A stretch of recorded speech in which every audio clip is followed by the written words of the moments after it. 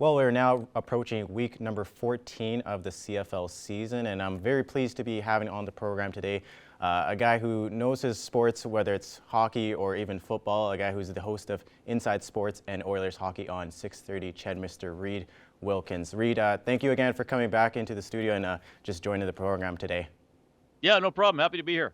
Yeah, certainly. Well, the first thing I kind of want to talk about with you, Reid, is just the Labor Day rematch that's happening tomorrow night, the Elks and the Calgary Stampeders. It's going to be taking place in Edmonton, obviously. But let's just jump back into the matchup back on Labor Day. It was a high scoring affair to say the least, but there was a couple things that went wrong on the Elks end. One thing that I want to mention that you kind of tweeted out is that the second quarter has been the Elks' weakness this season, but it was the third quarter that really sank them in that matchup. What do you think went wrong there for the Edmonton Elks in that matchup? Well, I think the things that went wrong are things that have been going wrong throughout most of the season. And they've lost 9 games. They've been blown out 3 times. The other 6 losses have been by 14 points or less. And in a couple of those games, I mean, they lost by double digits to Saskatchewan twice, but they were leading in the fourth quarter in both games. They had the ball almost the entire game until the fourth quarter against Winnipeg, but couldn't get touchdowns.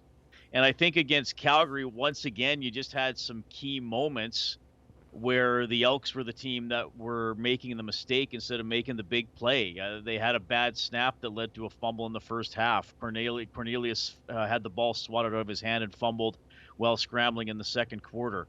They had a 27-yard gain down to the Calgary 9-yard line negated by a penalty, so they get pushed back and they have to punt.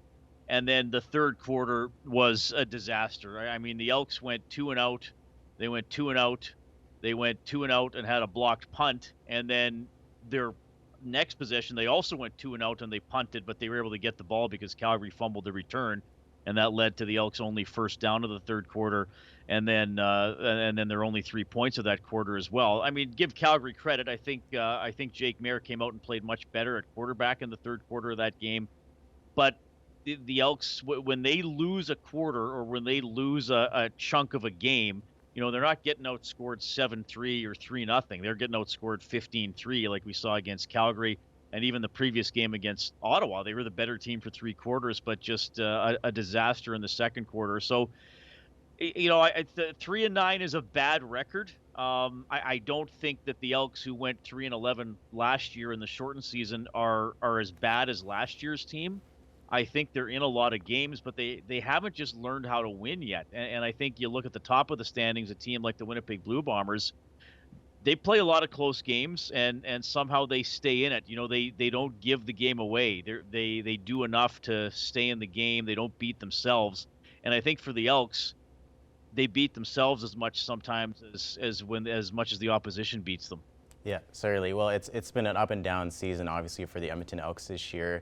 One thing that I kind of also want to ask you, Reid, is just going into tomorrow's matchup. The Elks are playing at home, but they're still the losing streak at home continues for the Elks. They're still searching for their first home win since October of 2019. Just going into tomorrow's matchup, just what do you feel like the Elks can work on, or what do you think they need to do to get their first victory in nearly 2.5 years now? Yeah, well, win the turnover battle for one. Cut down on the penalties. That's hurt the team a lot throughout the season.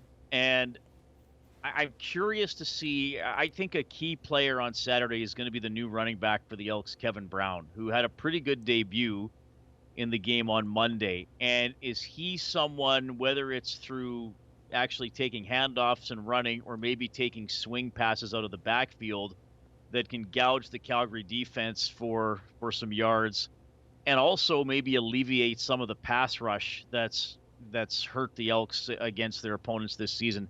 The offensive line for most of the season for the Elks, I think, has probably been, below average. They've given up too many sacks, and I think Cornelius at times tends to hold on to the ball a little bit too long. If you have a running back that the defense has to respect, that might slow down the pass rush a little bit, and that might give Cornelius, an extra split second or so to get that ball off when they do call a passing play.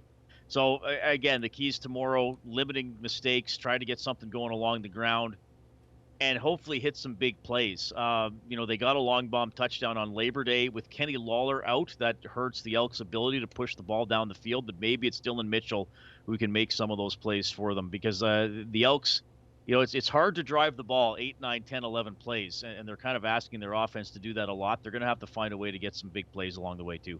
Certainly. Well, unfortunately, Reid, I will have to wrap this up. That is all the time that we do have for this interview. Reid, again, I just want to say thank you so much again for coming back onto the program again and talking some Elks football. Yeah, anytime.